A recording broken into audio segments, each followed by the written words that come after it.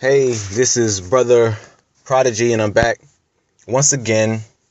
You know how I do it, with another installment.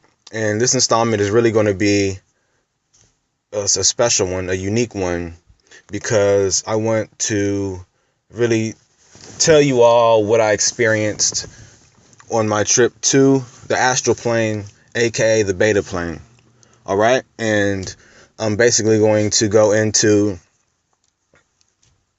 how it started out, what were my impressions when I got there, the people, and what I encountered as far as tests when I got there, okay? And let me just really start off with a brief introduction to really introduce this installment and the title of this installment, which is probably going to be my trip to the Astral Plane or my trip to the Beta Plane, okay?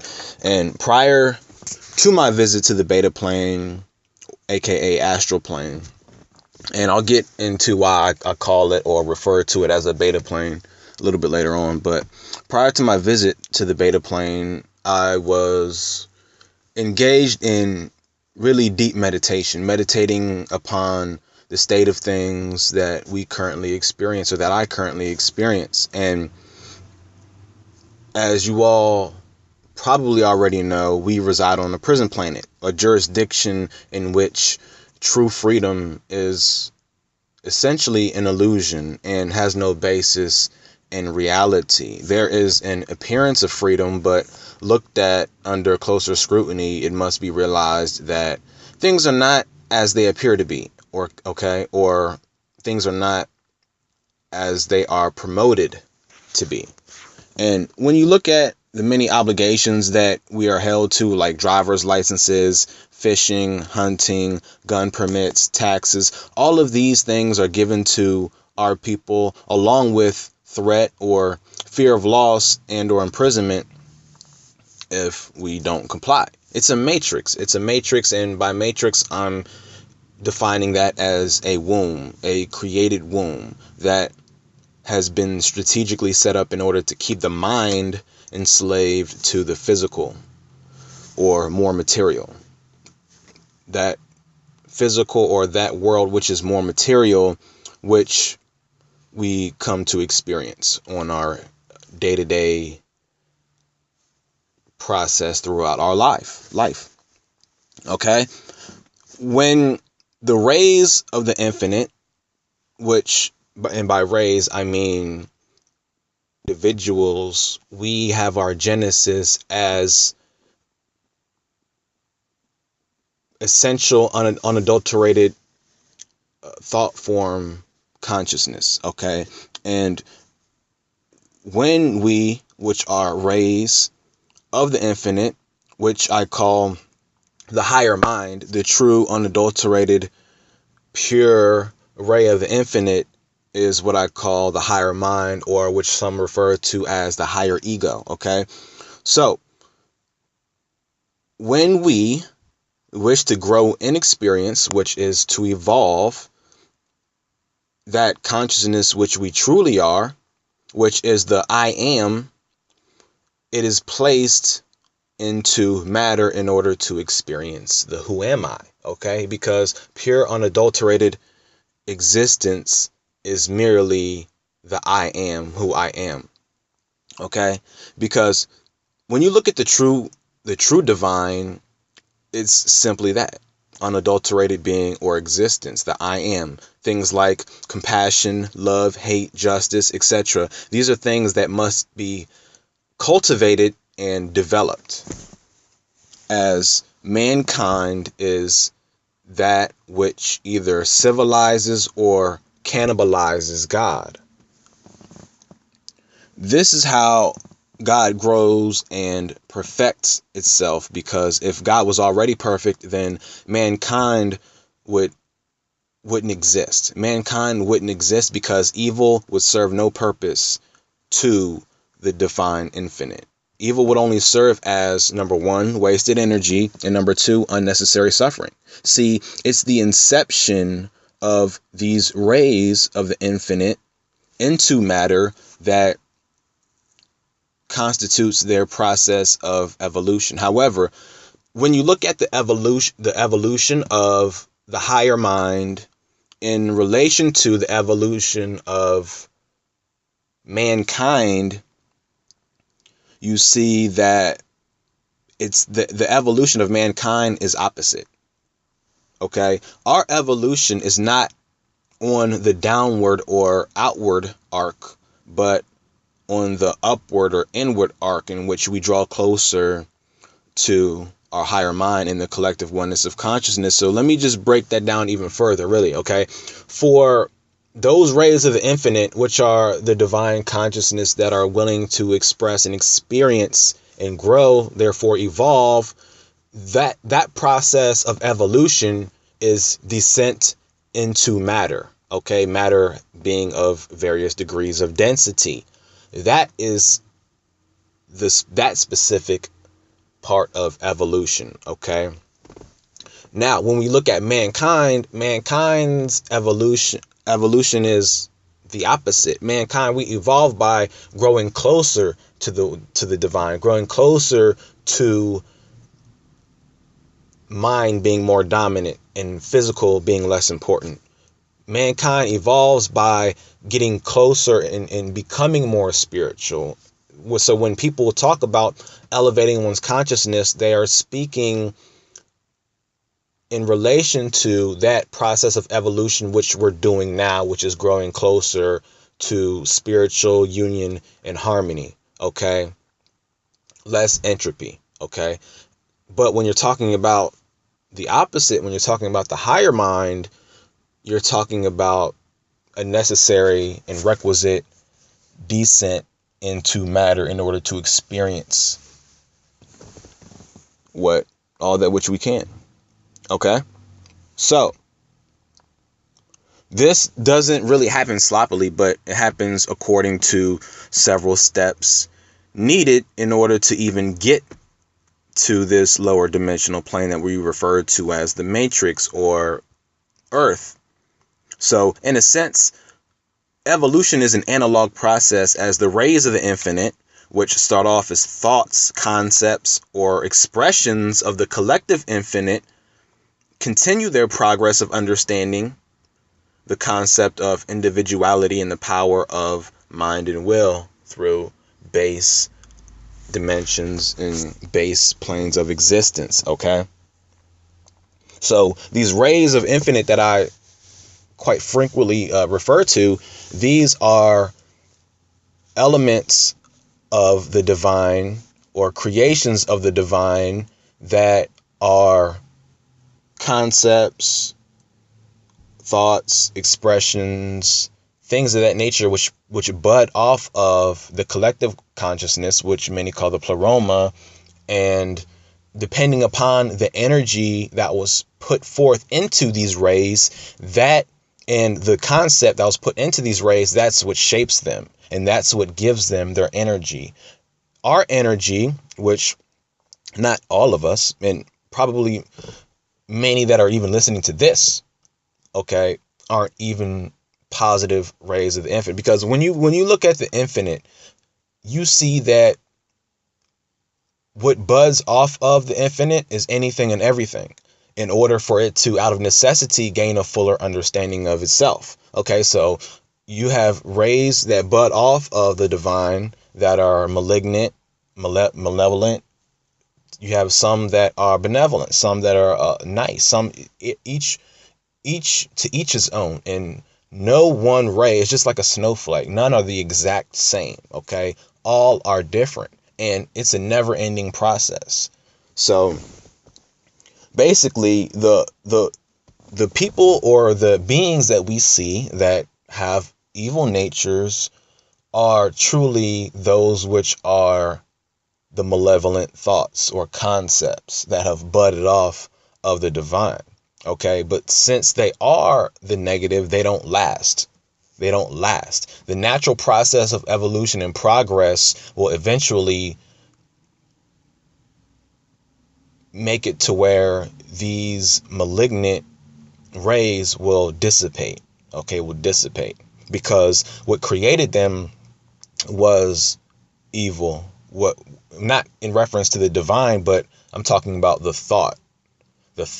concept of what evil is. Like, for example, if you think about, or if you meditate about what is evil, or why is there evil, or if you meditate upon a certain desire long enough, then that desire will become, or it would manifest as a thought form. And depending upon how much energy was put into that thought form, correlates with how long that thought form will last.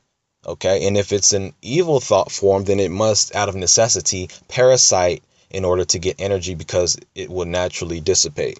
Okay. It will naturally dissipate. So the evil entities, which are these rays of the divine, are weaker in that they need to parasite off of something in order for them to retain their existence. So let's get into, enough of the introduction. Let's really get into my experience.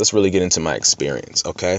Prior to my visit, and I'll be referring to, well, I'll just get to that later. Prior to my visit to the beta plane, I was engaged in deep meditation. And when I meditate, I don't use any trinkets or anything, just mind and body.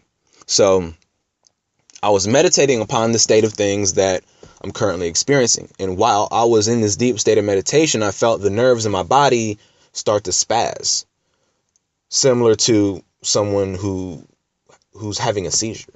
And it literally felt like I was being torn apart. And knowing this was not something to be feared, I embraced what I was experiencing. And this nerve sensation lasted probably about all the way 15 seconds of feeling utterly paralyzed.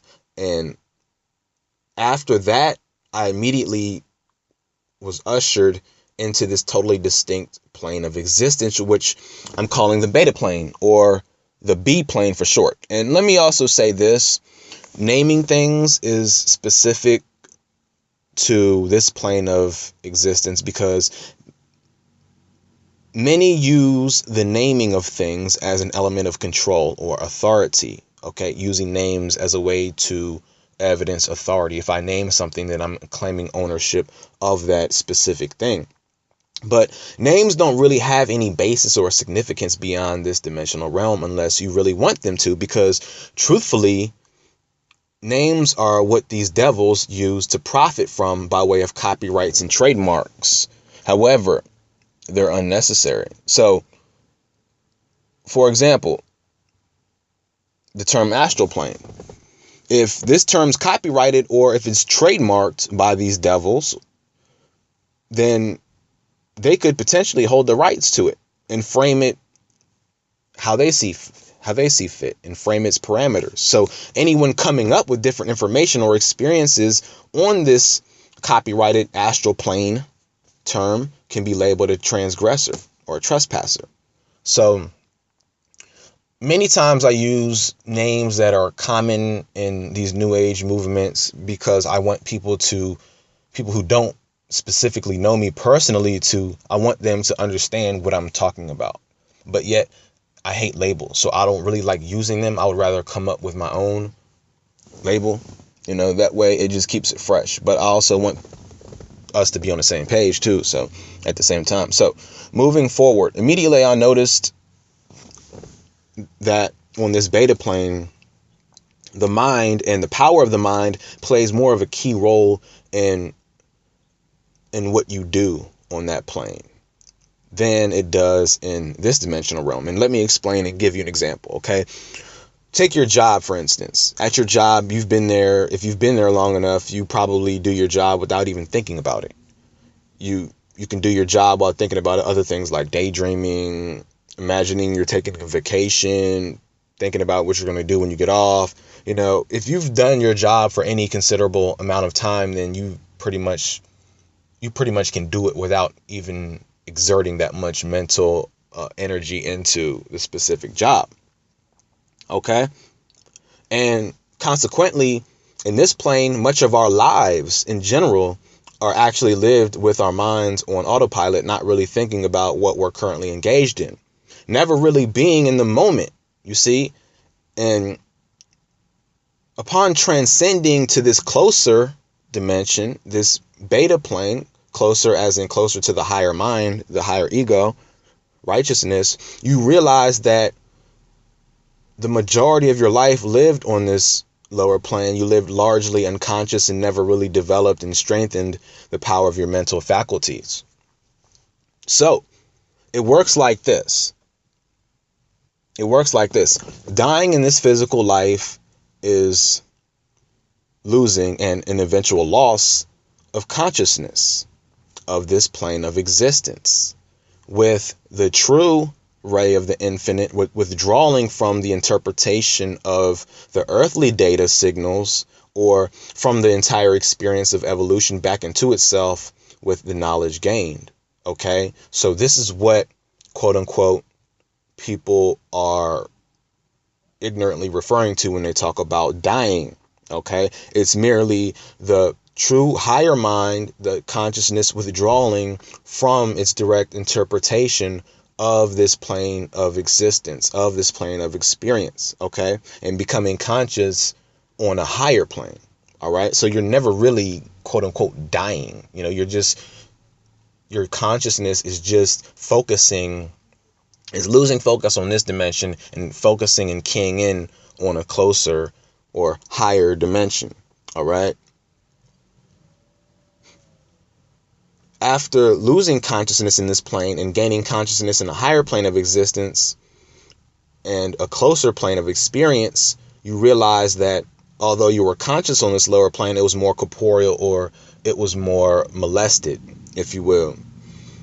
In the higher beta plane, where many tests and what I was experiencing was it was many of them, many tests. I mean, thousands of them. But then again, this is just an abstract number that really has no relevance. So let's just stick with many tests, because on this beta plane there were many tests. Okay, and all of these tests pretty much were designed to develop your mind. Okay, in this lower plane, your physical body is a lot weaker than on higher or closer planes of existence. On higher planes, your vehicle, the vehicle you use to interpret data, is more of a slave to the mind.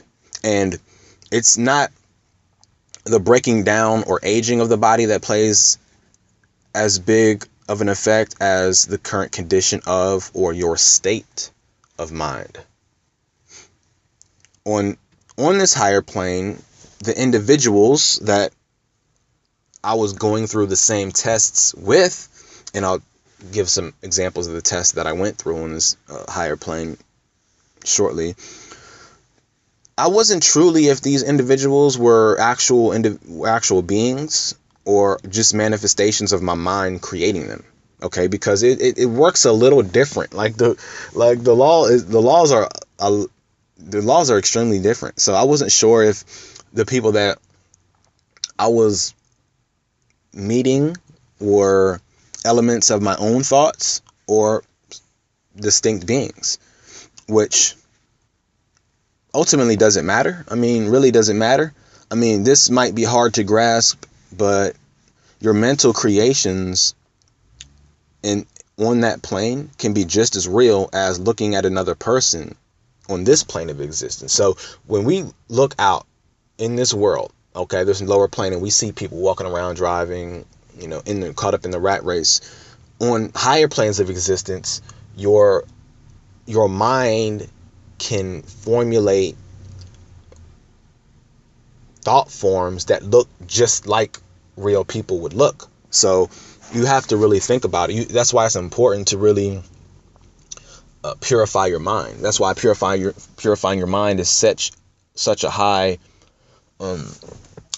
thing to do on these higher planes of existence. It's such an important thing to do, rather. Okay, so now tests. Let's talk about tests. You know, when I went to this plane, there were tests that I was in that I had to do. Okay, and there were two tests, because there were many of them. But there were two tests that I immediately remember that stood out to me. Okay, one occurred after a series of initial tests in which I was taken to this large grassy plain, and I was instructed to jump over this large pile of obstacles. And what happened was that the moment that, because I was instructed by a few members on this higher plane who set up these obstacles to jump, to just really jump through them, okay?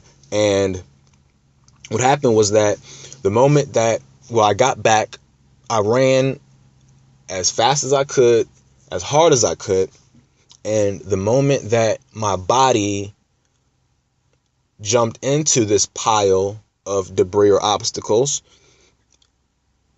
it passed through it like the pile never existed.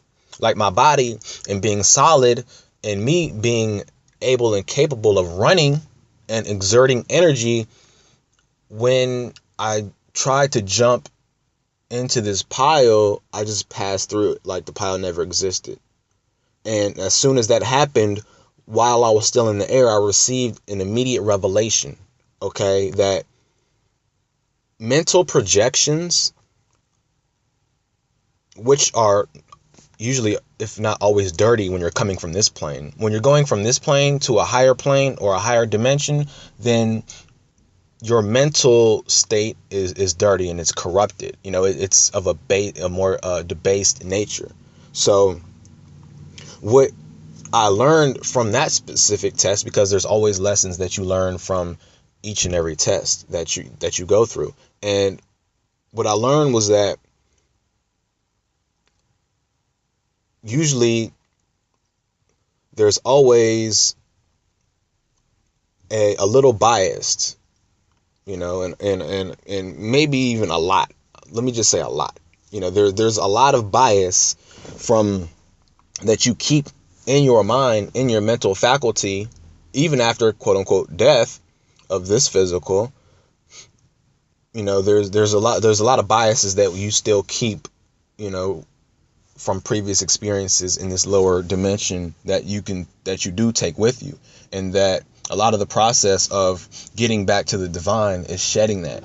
You have to shed those things of the flesh. You have to shed those things of the flesh in order to get back to closer to the collective consciousness. You have to shed that which is biased. You have to shed that which is profane. And these are, it's, you know, when you look at scripture, it hints at that. Even though scripture has been corrupted, you know, scripture itself even hints at how important it is to really shed the lusts and the appetites of this world, you know. Okay, so that was something that was really interesting, is that the tests that you go through, there's an immediate a message involved about each test that you go through. Okay, and the message is clear. It's not distorted. All right, because ultimately it's designed to help you and to cleanse you as you get back to, you know, the true higher mind, the true self. Okay, because in order for you to really develop your mental faculties, it takes work. You know, you must labor to do that. All right, because in this plane of existence, you know, our minds we're interpreting all this data through a limited spectrum. Okay, so it's really, what the lessons that we learn from this experience are really minimal. Okay, they're minimal in some ways and major in others. Okay, that's why, you know, it's seeming like it's a long like evolution of consciousness is a long process, because there's so much distorted information and just straight up wrong information out there that, you know, if you spend an entire lifetime, quote unquote, in receiving corrupted or wrong information, then that information is just going to fall by the wayside. You know, so that's why it can seem to a ray of consciousness as being as being such a long process, but really it isn't. Really it isn't. So the second test was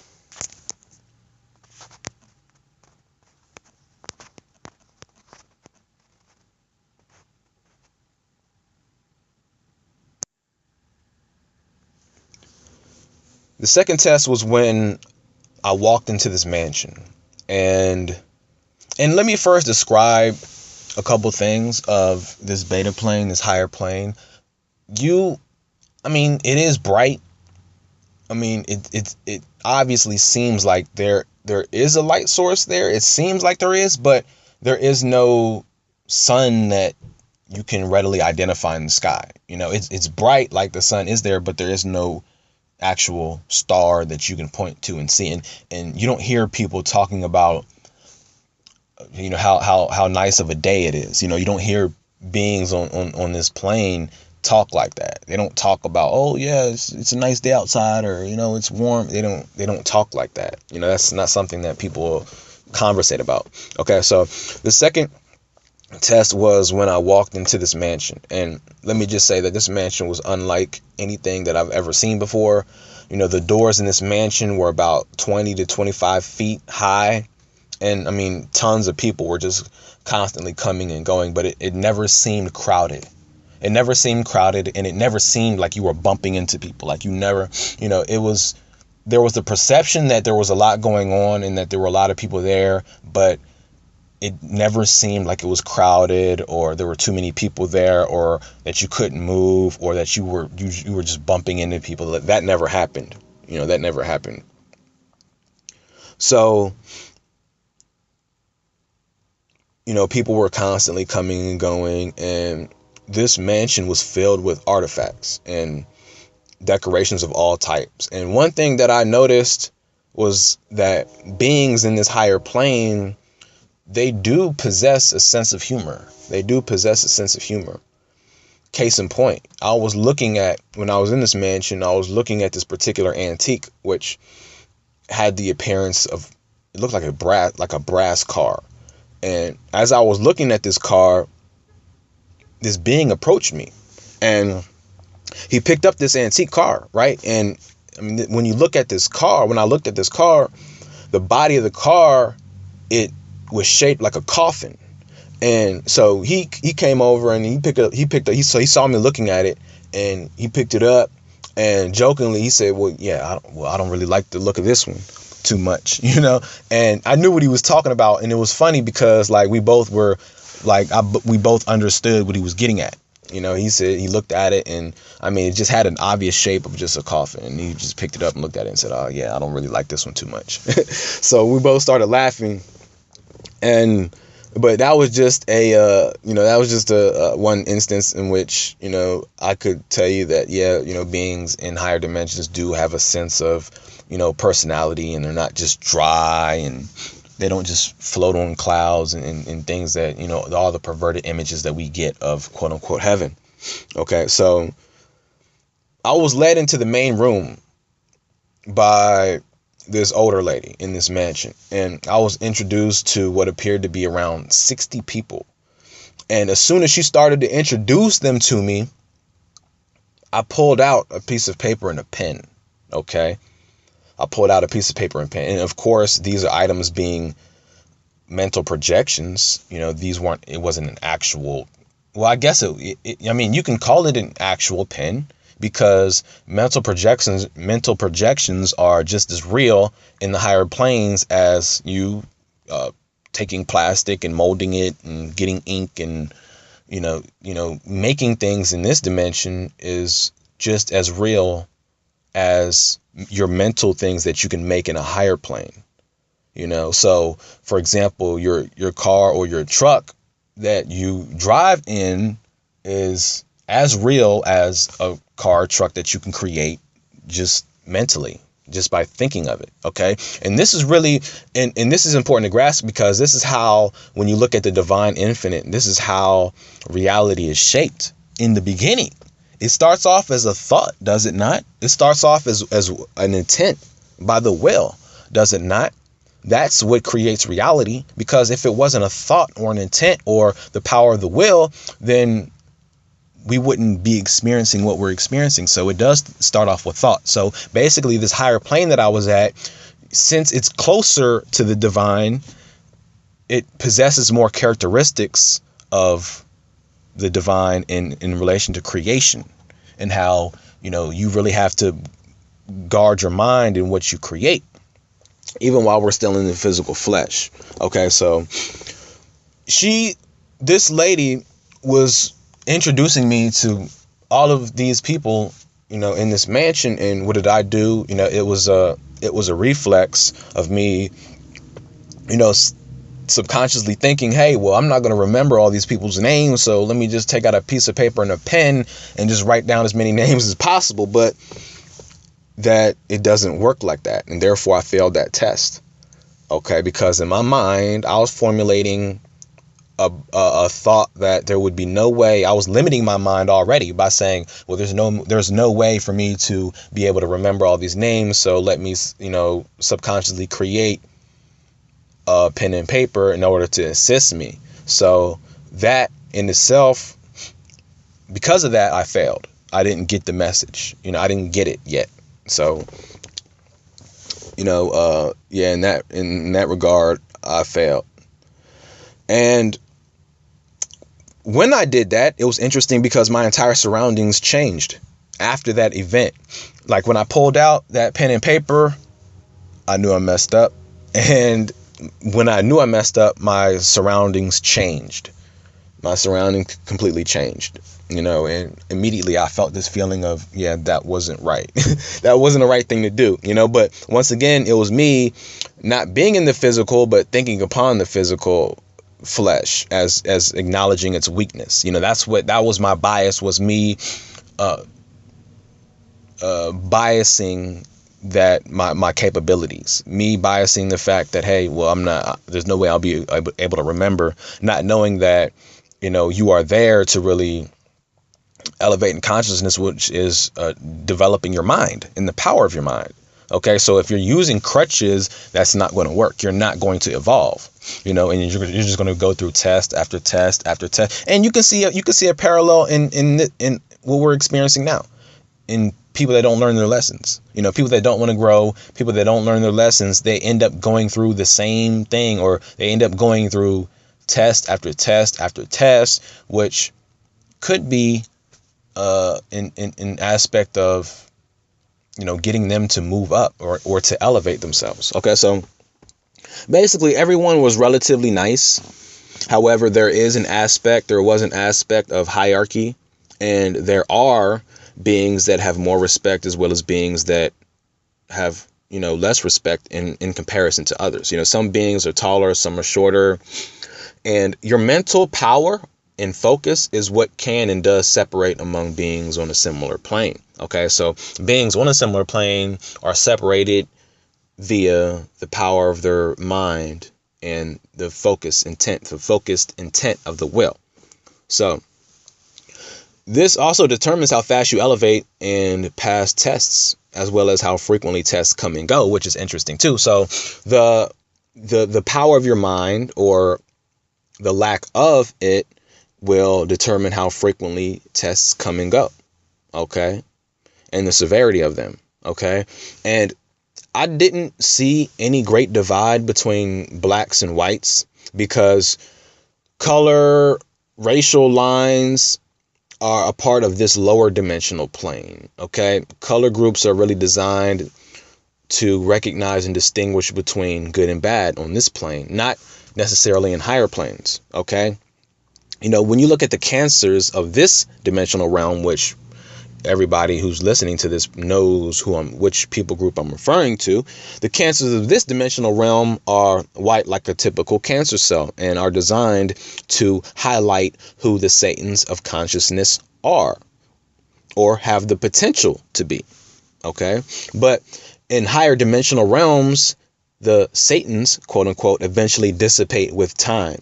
All right, they eventually dissipate with time. So that's why there is no ultimate evolution for evil and for negative. What they have in store is a dissipation of energy, a transmutation, if you will. Okay, so the only way that these evil thought forms can retain their existence is really to parasite off of others, because this is really interesting. It's the natural order of things. The natural order of things is toward good or righteousness. So it is only fate that they will dissipate. Okay, it's like, the elimination of evil, the closer you get to the source, to the one, the higher and the more complex things become. And evil, the higher you go, the less evil plays a role, because evil has less power the higher up you go, quote unquote. Okay, so it's really, the elimination of evil is automatic.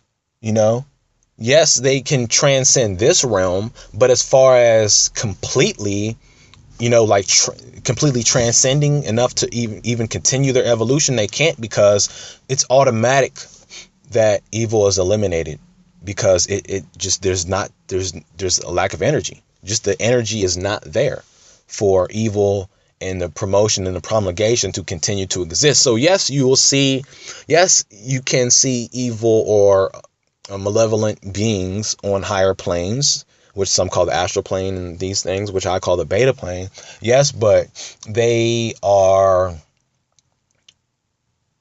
either less powerful than the righteous, or they do have a lot of power, but that power is directly connected to a lower plane. So the people that are evil, the beings that are evil in these higher dimensions, are evil and are powerful only because the people in this lower plane are giving them energy. Okay, that's where their power comes from. The people, the beings that, mediums are constantly in touch with, and all these people that are seeing these manifestations from quote unquote higher planes, are more than likely evil beings that need to parasite off of the lower energy of this plane. But the good news for those that are righteous and those that do know who their enemy is, the good news is that eventually, on your withdrawal back to the higher mind, you're going to get stronger, and your mind is going to develop more and more, while evil, you'll start to see less and experience less and less evil. Evil right now is such a pervading factor, because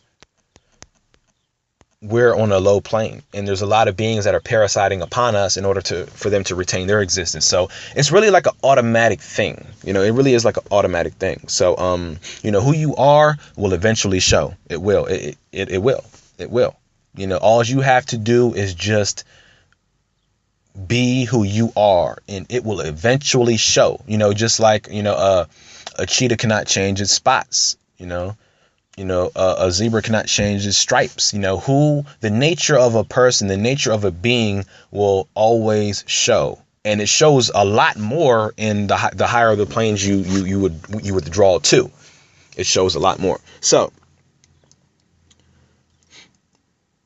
evil beings are slaves to the evil thought that created them. And over this, they have no control. So basically, when the Bible speaks of depravity or being reprobate is something that you always had.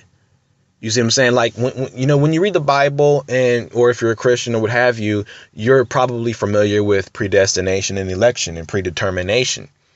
And predetermination is essentially what you were created from, like what you were created to be before you came into this plane. Okay, the thought, that the energy that was behind the thought that created you before you even came into this plane made you, and it determined your fate. So by the time you came into this plane via baby and infant, etc., and made the progress, your death, when you die out of this dimension, you will have just fulfilled what you were already created to be. So essentially, what might be a scary thing to think about is that you are who you are, and you're just that. You can't change that. The thought that gave rise to you, the concept of mind that gave rise to you, is what created you. And the only thing left is if it was a negative thought by the divine, in order to experience negativity or comprehend negativity or evil, it will eventually, you have dissipation and transmutation in your future, and there's nothing you can do about that. But for the people that are divine and do have a good nature, the ones that are persistently being persecuted, then you will continue to get stronger. You will continue to get stronger. And even if you die, even if you get murdered, when you withdraw your consciousness from the physical vessel that will eventually decompose, you will still get stronger. So there's no way for the righteous to lose, and there's no way for the evil to win. Even though it might seem like evil's winning right now, it's only temporary. Trust me on that. So let me see where we're at on time real quick.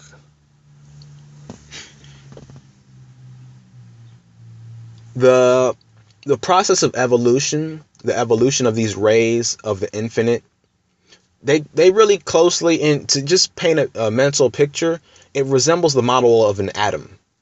Okay, with thoughts and concepts, which are these rays that I'm speaking of. These rays of the infinite that I'm speaking of are thoughts and concepts that are constantly in development, proceeding outward in all directions from the collective infinite, and eventually returning back again. So you have all these different thoughts, which are rays that I call rays of the infinite. They're in constant development, and they proceed outward in all directions from this collective infinite, who some refer to as God, and eventually they return back again with new experiences to provide to the collective infinite. So through this process, the divine infinite is perfecting itself and growing and gaining more and more knowledge of itself through the promulgation and the reception back again into it by all these different rays that are experiencing things, that are experiencing poverty, joy, peace, sex, violence, mayhem, etc., etc. Okay, so that's how it really works. All right, so this process never stops, and the rays of the infinite can exhibit any characteristic.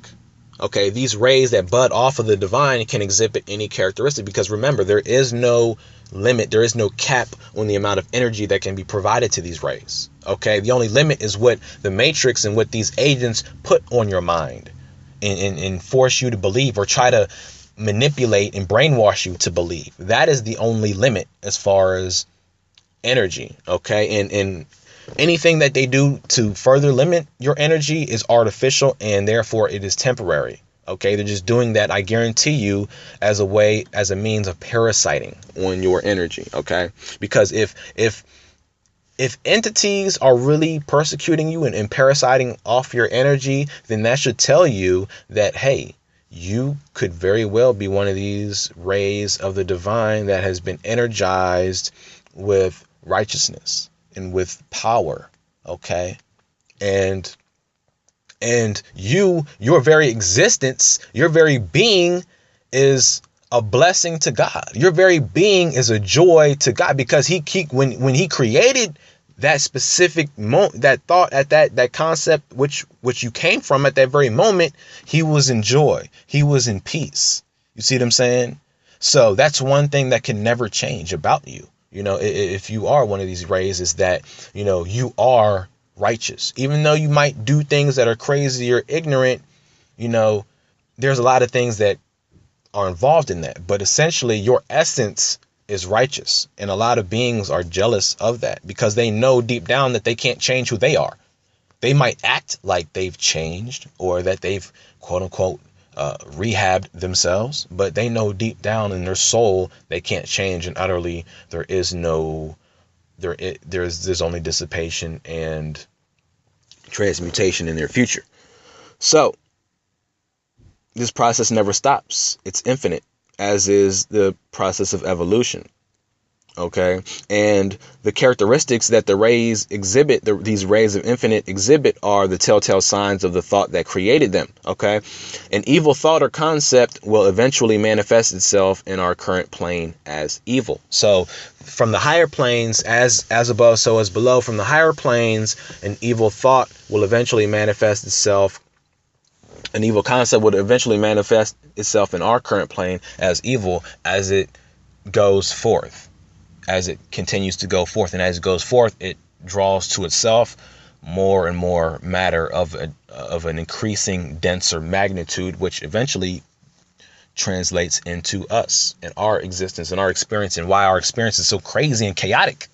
But it's just the mind, is just inside the mind of God, quote unquote. All right, so why evil? Why is it necessary? Okay, why is it necessary? It's just a thought that is accidental or automatic.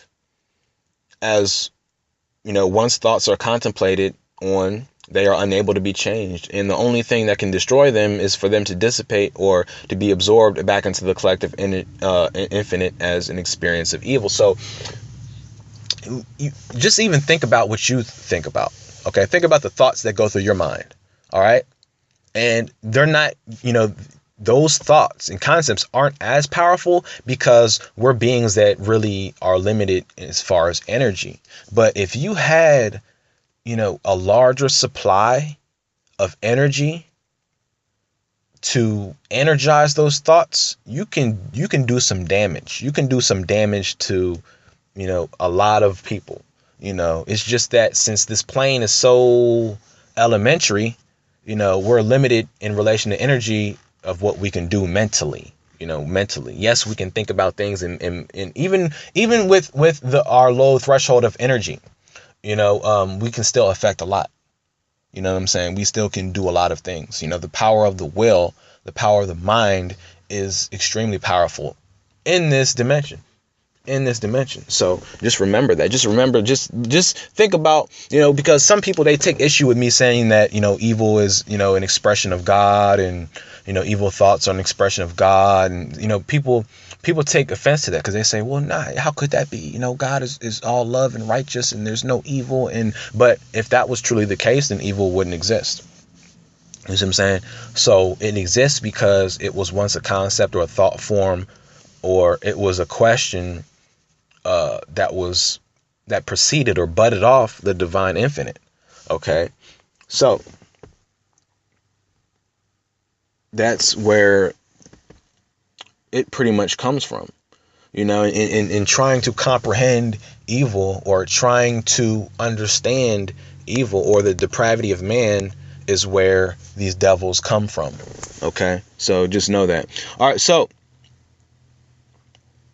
which doesn't make them, and that's another thing, it doesn't make, just because they were created by the divine, it doesn't make the divine on their side. It doesn't, force him to side with the evil thoughts just because he created them. It was just an accidental creation in a way to understand himself. You see, it was just an accidental creation, or an automatic creation. Let me use that word. Okay. It was an automatic creation of God in relation to understanding evil and the depravity within man. These entities, these beings, these devils were created. Okay. They were created and they were manifested because it was once a concept. It was once a thought. But in no way does it mean that, God is on their side, quote unquote. And I'm using God, I'm trying to, because I know people that listen to these installments are in the matrix of religion. So I'm kind of using familiar terms. So, it doesn't mean at all that, God is on their side just because they come from him. Or that since we're all, the new age people, they love to say, oh, we're all one, so it really doesn't matter, but it does matter. It does matter. So, he is not on their side. It's just part of a process of evolution and understanding. So, since evil thought forms, which manifest themselves in our dimension as evil, men and women, cannot absorb differing frequencies of energy, they cling to negative energy. However, they will eventually dissipate, like I said earlier. So just as us down here are learning about evil, the collective infinite is also learning about evil as well as experiencing what evil does to itself. So just as we are learning about evil, the collective infinite who many refer to as God, is also learning about evil, as well as experiencing what evil does to its own self. By him coming up and by these concepts budding off of the divine infinite, he is also feeling through direct observation through us, who refer to ourselves as individuals, the consequences of evil. Okay, so another thing that is good about this also, another, because I don't want to come across as being a pessimistic all the time. So I like to give good news too. The good news to that is also that the more the divine infinite comprehends evil, the less prevalent it will be. Okay, in this plane. Okay, so the more comprehension of evil by us, because we are the individual rays of consciousness, which we ultimately restore back. We ultimately draw back into the divine. By us having and possessing this understanding, it's going to create a better place in the future where evil is not as prevalent. But it is prevalent right now because we don't really understand it. For many years we never even knew that he was the devil. You know what I'm saying? Because we had all these false concepts of white is right and dark is evil. So we were mixed up for many years. So now that we're starting to wake up and understand evil, evil is going to have less of a hold on our being. So when you speak of the collective infinite is learning of how thoughts can enslave even the very one who created them. Thoughts can enslave the very one who created them. Your thoughts of fear, okay? Your anger, those thoughts can enslave you. Those thoughts can really enslave you and create within you, a sense of unproductiveness. Okay, so as we withdraw from this life, which people refer to as dying, or death, as we withdraw from this life, we return closer to the collective infinite, which is the pool of collective experience. Okay, we withdraw from this life and return back to the collective infinite through a process. It's not just overnight. It's through a successive process. All right, or processes. Okay. While we gain more and more knowledge. Okay, so the positive, the outward, or the outward arc of evolution is the experience, the interaction, and the accumulation of data. Okay, the upward arc, or the regression, is the washing or cleansing of the information, the analysis of the information, the diagnosis of what information is true, what information is false. And then the higher you go, the more dimensions that you go up to the closer infinite, then the more it's stripped, the more the information is filtered. Okay, the more information is filtered. It's like a water filter through reverse osmosis. If you want to get the things that are in the water, if you want to purify the water, if you want to specifically get the fluoride out, you have to use a process called reverse osmosis. Okay. And, when you die, when you withdraw back into the divine consciousness, then what you're doing is you're cleansing that water, which is the information. You're cleansing that through reverse osmosis on your way back into the divine, into the higher mind. Okay. Which is a beautiful thing. All right. And so, the collective consciousness, all that information is pure. All that information is pure. It's 1,000% pure. And it is, there's no way to describe it. There's no earthly words to describe it. So pretty much that's where I wanted to end it at. And thank you all for listening. Once again, the title to this installment is My Trip to the Beta Plane, aka the Astral Plane, what I've learned there, and what I wanted to come back and tell you guys, because oftentimes people do not have a memory when they come back, so they can't share anything. But I did remember it. I remember it clearly. So once again, I felt that I really should share it with you all and let you know what's going on. And on top of that, give you guys some good news. You know what I'm saying? Give you guys some good news. Those that are the true rays of light, the good rays of light. Okay. Give you guys some good news, guys and gals. Okay. I don't want to be, discriminatory. So, ladies and gentlemen alike. Okay. So once again, I am Brother Prodigy. Peace.